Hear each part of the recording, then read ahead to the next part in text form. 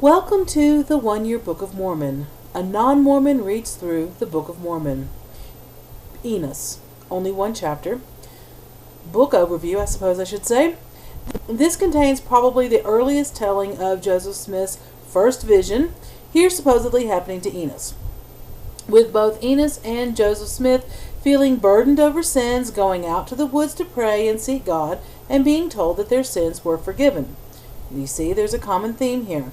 Anybody who's familiar with Joseph Smith's first vision should pick up on this.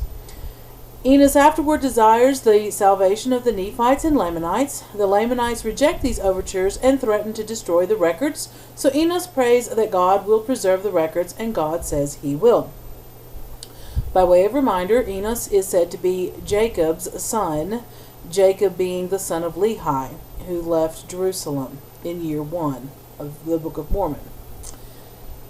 Verse 1 has Enos saying that his father taught him in his language. As opposed to what? Teaching him in some language he didn't even know? That doesn't make sense.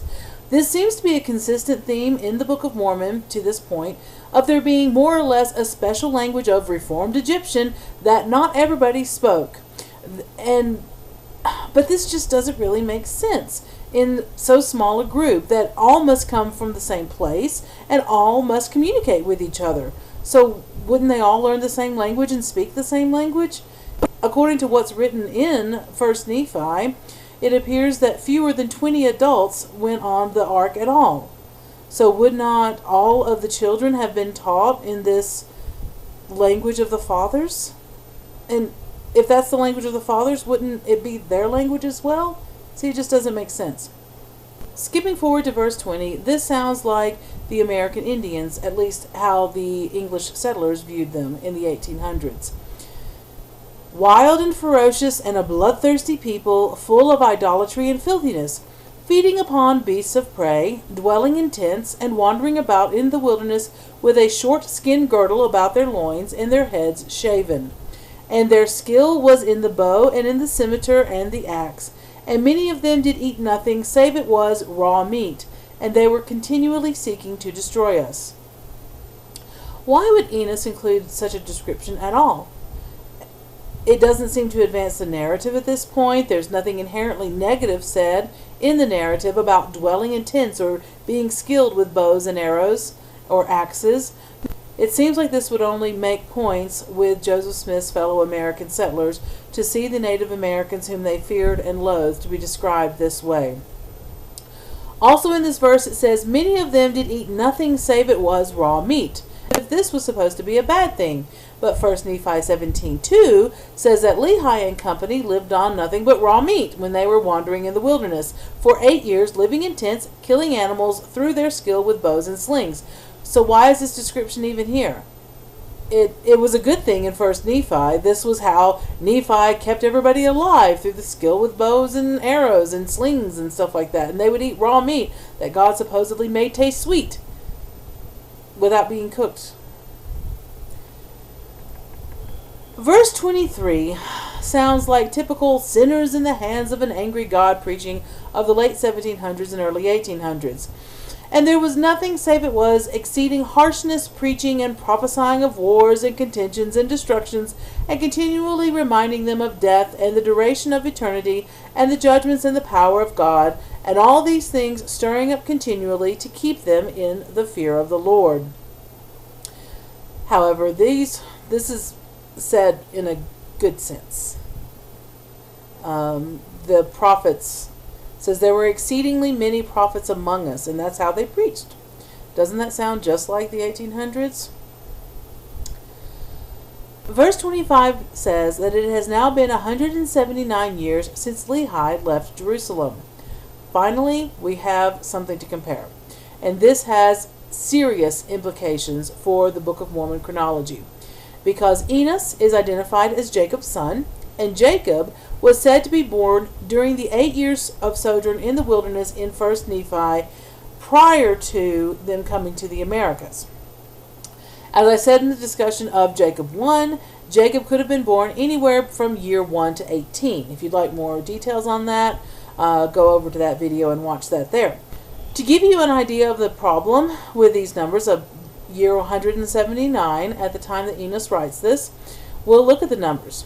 If Jacob were born in year 1 and begat Enos when he was 30 years old, that would be in year 30, then Enos would have to be 149 years old at the time of this writing, when he just now began to be old. If Jacob were 80 at the time Enos was begotten, then Enos would have to be 89. And Jacob would certainly have had to have lived some years after Enos was born in order to instruct him in the language of his fathers and other things. And those numbers, it's incredible. Just, it stretches credulity to the max. It really can't happen. But if Jacob were born in year 18, which is the maximum youngest age possible, in my opinion, then if Jacob was 80 when Enos was begotten, Enos would have to be 131 at the time of this writing, when he began to be old. If Jacob were 80 when Enos was begotten, Enos would have to be 81, and so forth. This latter is slightly more plausible, but still extremely unusual for both Jacob and Enos to have lived so long. Plus, Jacob would have had to have begotten children into his 60s, 70s, 80s, or even 90s, and then to have lived somewhat longer to instruct them in the language of the fathers and to teach Enos all these things from the Book of Mormon and the Bible. Now, that's not entirely impossible, but it's extremely unlikely and unusual. And with it being so unusual, you'd think the Book of Mormon would have brought that out, but they didn't. They just said 179 years as if that's no big thing. So to say that the beginning of being old was when you're around 80, and that's the absolute minimum possible, is beyond belief. And even that would require Jacob to have been 80 when he fathered Enos, and it would also require for him to have been at most 12 years old when he became a priest. And this means that there could have been only about half a dozen adults or so to build a temple like unto Solomon's, which we remember took 7 years and something like 180,000 common laborers to build. And that is equally beyond belief. This timestamp of 179 years at least does explain the wonky dating from the LDS Church website for the Book of Mormon as covering a span of 120 some odd years, from years 55 through 179. I hope that they don't actually think that Jacob lived that long, but since those are the only dates given in the Book of Mormon for the life of Jacob and for Enos, they're loath to make an educated guess as to when Jacob would have died, that is, when the book of Jacob must have ended. My guess is that they don't make an estimate, because then it would be too easy to do the math for the life of Jacob and show that the numbers don't make sense, as I did. Verse 27 has implications for the modern LDS view of spirit, prison, paradise, etc. And I soon go to the place of my rest, which is with my Redeemer. I don't think most Mormons view themselves as going into the presence of Jesus when they die.